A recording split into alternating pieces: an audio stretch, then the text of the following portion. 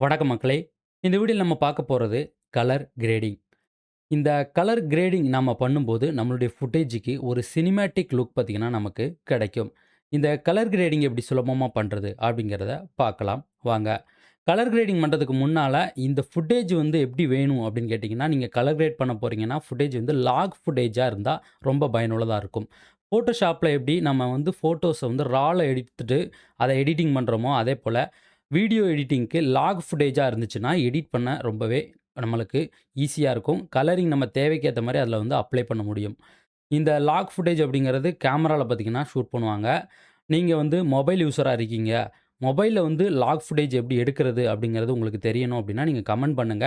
மொபைல்ல எப்படி lock footage எடுக்கிறது அப்படிங்கிறத நான் வந்து ஒரு வீடியோவா தனியா அப்லோட் பண்றேன். ஓகே மக்களே! இப்போ நம்ம வீடியோக்குள்ள போயிரலாம். இப்போ ப்ரீமியர் ப்ரோல பார்த்தீங்கன்னா, நம்மளுடைய ஃபுட்டேஜ் வந்து ஃபர்ஸ்ட்டு இம்போர்ட் பண்ணணும். நான் ஆல்ரெடி 2 ஃபுட்டேஜ் இம்போர்ட் பண்ணி வச்சிருக்கேன்.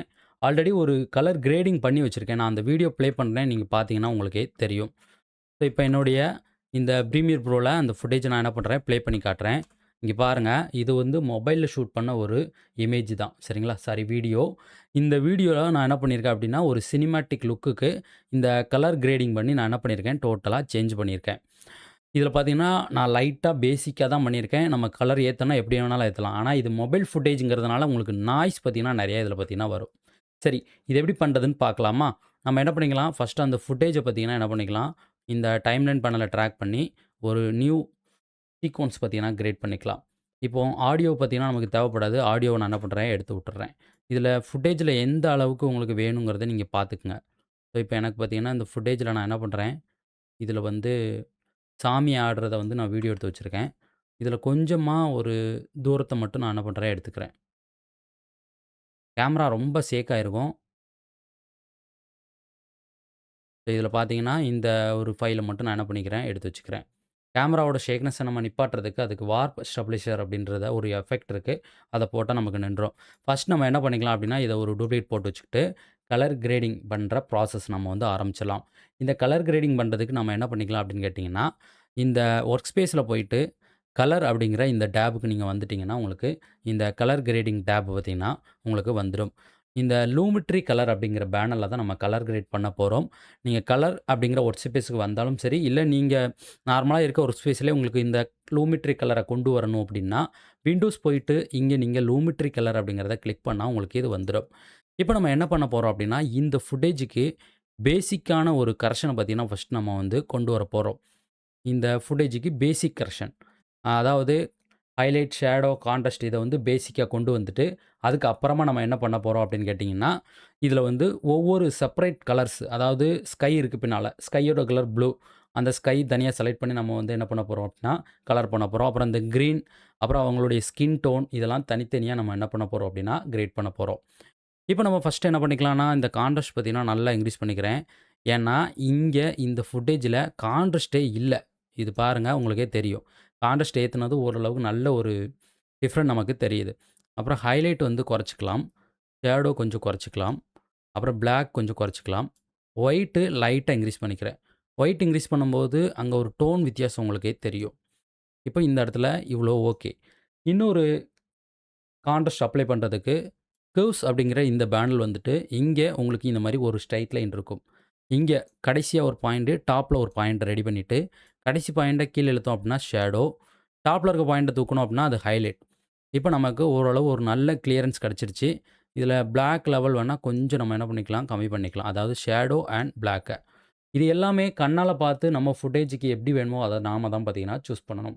இப்ப என்னோட ஃபுட்டேஜுக்கு இந்த ஒரு கலரிங் பார்த்தீங்கன்னா ஓகே. இங்க பாருங்க, இதிலருந்து எவ்வளவோ டீடெயில் பார்த்தீங்கன்னா நமக்கு கிடைச்சிருக்கு. இதுக்கப்புறம் நம்ம என்ன பண்ண போறோம் அப்படின்னு கேட்டீங்கன்னா, செப்பரேட் கலர்ஸ் வந்து செலக்ட் பண்ண போறோம். முக்கியமா ஒரு விஷயம் நீங்க தெரிஞ்சுக்கங்க. நம்ம செப்பரேட் கலர்ஸ செலக்ட் பண்ணும்போது, ஒரு கலர்ஸ தான் செலக்ட் பண்ண முடியும். இந்த HSL செகண்டரின்னு இருக்கு பார்த்தீங்களா? இதில தான் நம்ம செலக்ட் பண்ணணும். உங்களுக்கு சாம்பிள் காட்டுறேன். இப்போ நம்ம வந்து ஸ்கை செலக்ட் பண்ணணும். ஸ்கையோட கலர் ப்ளூ. இந்த ப்ளூ தான் செலக்ட்ல இருக்கு அப்படிங்கிறத நம்ம எப்படி தெரிஞ்சுக்கணும்னா, கீழ இருக்கக்கூடிய கலர் அண்ட் கிரே அப்படிங்கிற இந்த ஆப்ஷன டிக் பண்றது மூலமா உங்களுக்கு தெரியும். இப்ப நமக்கு அந்த ப்ளூங்கிறது இல்ல. இப்ப இத கிளிக் பண்ணும்போது பார்த்தீங்கன்னா, உங்களுக்கே தெரியுது. இந்த ப்ளூ வந்து நமக்கு இதில செலக்ட்ல இருக்கு. ஒருவேள இந்த கலர்ஸ் வந்து சரியா செலக்ட் ஆகல அப்படின்னா, இந்த பிக்கர் டூல் எடுத்துட்டு போயிட்டு இங்க ஒரு பாயிண்ட்ட நீங்க கிளிக் பண்ணிட்டீங்கன்னா, ஆட்டோமேட்டிக்கா உங்களுக்கு கலர் வந்து செலக்ட் ஆயிடும். அந்த கலர் வந்து சரியா செலக்ட் ஆகலன்னா, நீங்க இந்த அட்ஜஸ்ட்மென்ட் இருக்கு பார்த்தீங்களா? இந்த அட்ஜஸ்ட்மென்ட்ட நகட்டுறது மூலமா, இன்னுமே உங்களுக்கு இருக்கக்கூடிய அந்த ப்ளூ கலர் எல்லாமே வந்து கிளியரா வந்து செலக்ட் ஆகும்.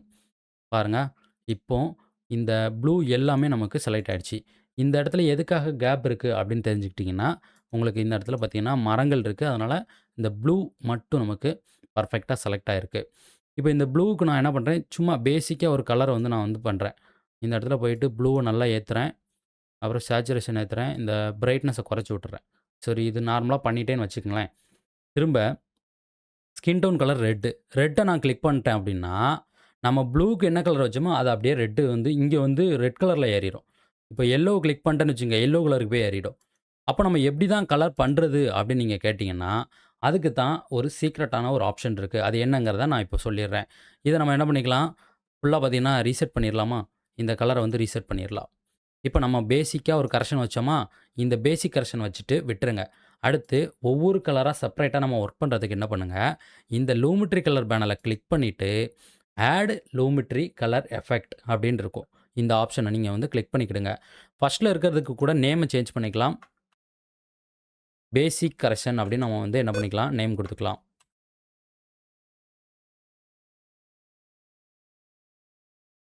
பேசிக் கரெக்ஷன் அப்படி நேம் குடுத்துட்டோம். ஃபர்ஸ்ட்டு குடுத்த ஒரு கரெக்ஷனுக்கு. அடுத்து 2வது இதில என்ன பண்ணலாம், இங்க போயிட்டு ஆட் லூமெட்ரி கலர் எஃபெக்ட் அப்படிங்கிறத கிளிக் பண்ணா, இன்னொன்னு ஆட் ஆயிரும். இந்த எஃபெக்ட் கண்ட்ரோல நீங்க பார்த்தீங்கன்னா தெரியும். ஃபர்ஸ்ட் நம்ம அப்ளை பண்ணது இங்க இருக்கு. இப்ப செகண்ட் ஒண்ணு ஆட் ஆயிருக்கு. இதுக்கு நேம் பார்த்தீங்கன்னா என்ன பண்றேன், ஸ்கை. நம்ம ஸ்கையோட கலர மட்டும் இதில கண்ட்ரோல் பண்ண போறோம். இப்போ HSL செகண்டரிய கிளிக் பண்ணிட்டு, இங்க வந்துட்டு நம்ம என்ன பண்ணிக்கலாம், ப்ளூ கலர வந்து செலக்ட் பண்ணலாம். ப்ளூ கலர் சரியா செலக்ட் ஆகலனா, இந்த அட்ஜஸ்ட்மெண்ட்ஸ நீங்க வந்து கொஞ்சம் நகட்டுறது மூலமா உங்களுக்கு இன்னுமே பார்த்தீங்கன்னா, அந்த கலர் செலக்ஷன் அப்படிங்கிறது அக்யூரசியா கிடைக்கும். இப்ப எனக்கு பெட்டரா பார்த்தீங்கன்னா, ஒரு செலக்ஷன் பார்த்தீங்கன்னா கிடைச்சிருக்கு. நான் என்ன பண்றேன், ப்ளூ எங்கெல்லாம் இருக்கோ அங்கெல்லாம் பார்த்தீங்கன்னா, செலக்ட் பண்ணிக்கிறேன். இப்ப செலக்ட் பண்ணியாச்சு. ஆனா, இந்த செலக்ட் பண்ண கலர் வந்து ஸ்மூத்தா இருக்கணும். அப்பதான் நம்மளுக்கு வந்து கலர் வந்து நம்ம அதில ஏத்துறது வந்து தெரியாது. அதுக்கு என்ன பண்ணிக்கலாம், இந்த டினாய்ஸ் கொஞ்சம், அப்புறம் இந்த பிளர் வேல்யூ கொஞ்சம் இன்கிரீஸ் பண்ணிட்டீங்கன்னா, அந்த அவுட்டர்ல வந்து எட்ஜஸ்லாம் தெரியாம ஸ்மூத் ஆயிரும். பிளர்ர கொஞ்சம் கூட இன்கிரீஸ் பண்ணிக்கலாம். இப்ப இந்த கலர் கிரேங்கிறத டிக்க எடுத்து விட்டீங்கன்னா, அந்த செலக்ஷன் இருக்கும். இதுக்கப்புறம் என்ன பண்ணிக்கலாம், இந்த கரெக்ஷன்ல போனீங்கன்னா, ஷேடோ, ஹைலைட், மிட் டோன் இருக்கும். ஷேடோவ கம்மி பண்றேன். அப்புறம் மிட் டோன குறைக்கிறேன். ஹைலைட்டையும் நான் என்ன பண்றேன், கொஞ்சம் கம்மி பண்ணிக்கிறேன்.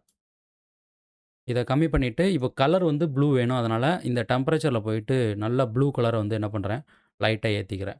இந்த மாரி ப்ளூ ஏத்தும்போது நம்மளுக்கு பார்க்கறதுக்கு பார்த்தீங்கன்னா, இன்னுமே பார்த்தீங்கன்னா, சூப்பரா பார்த்தீங்கன்னா, அத கலரிங் பார்த்தீங்கன்னா இருக்கும். இப்போ ப்ளூ ஏத்தியாச்சு. நம்ம தேவைக்கு ஏத்த மாரி பார்த்தீங்கன்னா, அந்த கலரிங் பார்த்தீங்கன்னா இருக்குது. இந்த டீநாய்ஸ்ங்கிறத லைட்டா இன்கிரீஸ் பண்ணிக்கிறேன்.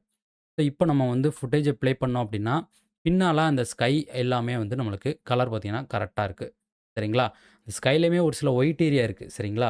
அது வந்து மொபைல்ல எடுத்தது அப்படிங்கிறதுனால தான் நம்மளால அந்த அக்யூரசி கொண்டு வர முடியல. நம்ம கேமரால ஷூட் பண்ணதுக்கெல்லாம் ஈஸியா பார்த்தீங்கன்னா, கொண்டு வர முடியும். இப்ப இந்த கலரிங் எனக்கு ஓகே.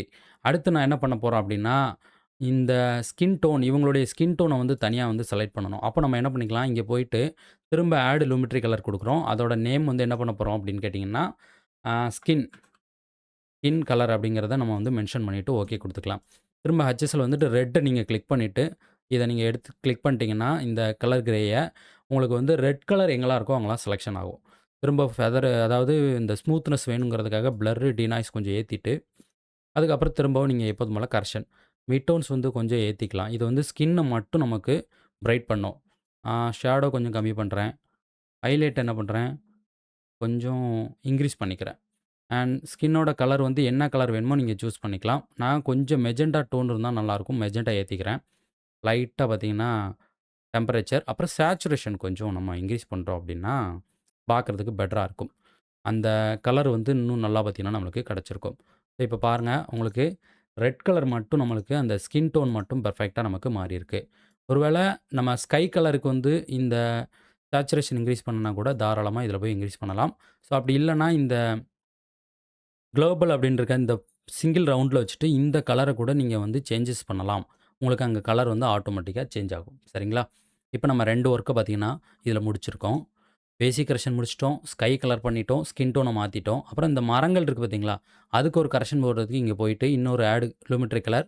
அதோட நேம் வந்து அ ட்ரீ அப்படின்னு குடுத்துக்கலாம். குடுத்துட்டு கிரீன் கலர் கிளிக் பண்ணுறேன்.